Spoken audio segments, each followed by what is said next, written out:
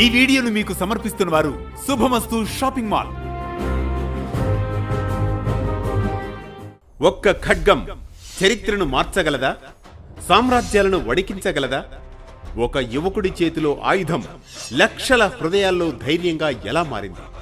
ఈ కథ కేవలం యుద్ధం గురించా, లేదా ధర్మం కోసం ధైర్యంగా నిలబడిన ఒక మనిషి గురించా? అనగనగాలోని నేటి సందేశాత్మక కథనం ఆ భారత వీరుని గురించే.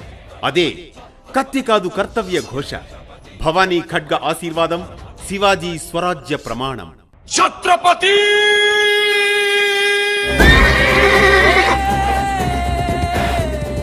జై జై జై జై జై జై జై జై జై శివాజీ మహారాజ్ జై శివాజీ మహారాజ్ జై జై జై జై జై జై జై జై శివాజీ మహారాజ్ జై.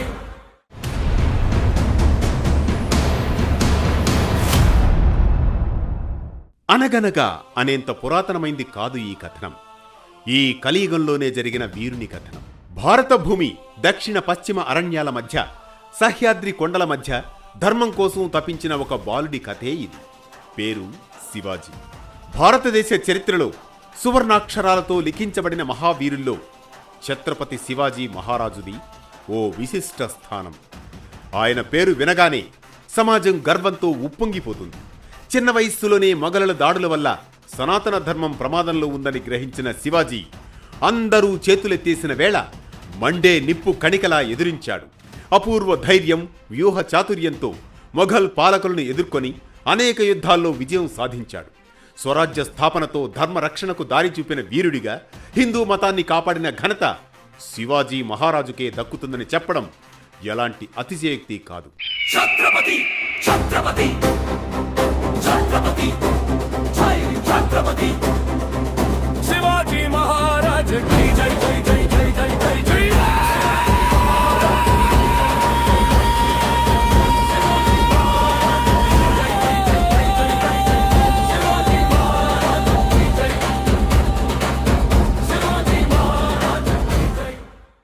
సామాన్య శక సంవత్సరం 1630 ఫిబ్రవరి 19న మహారాష్ట్ర పూణే జిల్లాలోని శివనేరి కోటలో జిజియాబాయి షాహాజీ దంపతులకు శివాజీ జన్మించాడు.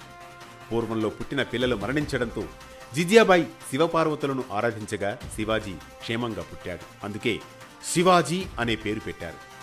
తల్లి వద్ద ధర్మం, పరమత సహనం, మహిళల పట్ల గౌరవం నేర్చుకున్నాడు. తండ్రి వద్ద యుద్ధ విద్యలు, రాజనీతి గ్రహిస్తాడు.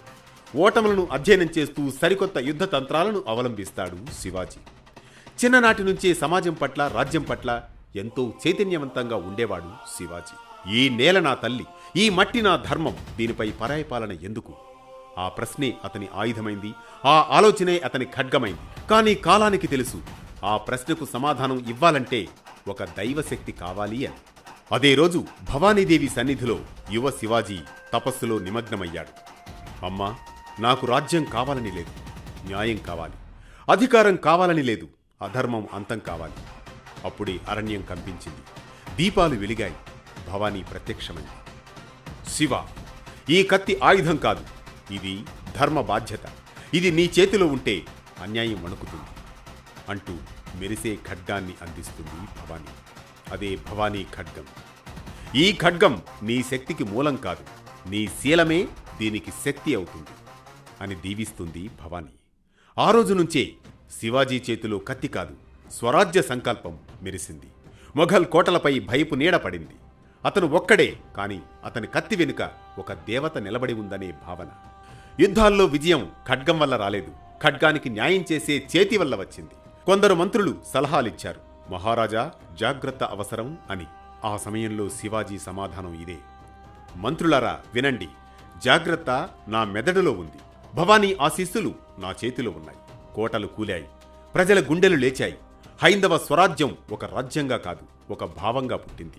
అది చరిత్ర కావచ్చు, విశ్వాసం కావచ్చు, కానీ ఒక్కటి మాత్రం నిజం: ఆ ఖడ్గం ధర్మానికి సేవ చేసింది.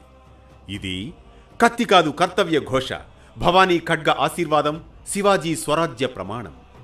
ఈ కథనం మనకిచ్చే సామాజిక సందేశం ఒక్కటే: శివాజీ చేతిలోని ఖడ్గం మన చేతిలో ఆయుధంగా ఉండనవసరం లేదు, కానీ అతని ధైర్యం మన నిర్ణయాల్లో ఉండాలి. అతని న్యాయం మన వ్యవహారాల్లో కనిపించాలి. శివాజీ ఖడ్గం నేర్పిన పాఠం ఒక్కటే, శక్తి అంటే హింస కాదని, ధర్మం కోసం నిలబడే ధైర్యమని. ఇలా ప్రతినిత్యం ఓ పురాణ కథనం, సూటిగా స్ఫూర్తిమంతంగా సామాజిక సందేశంగా, ధర్మం చెప్పే కథల సవడి, జ్ఞానం చెలరేగే కథన బొరవడి, అనగనగా అంటూ మళ్లీ రేపు పలకరిస్తుంది ఆరుబయట వెన్నెల్లో జోకొట్టే కథల్లా వేటు న్యూస్. శివాజీ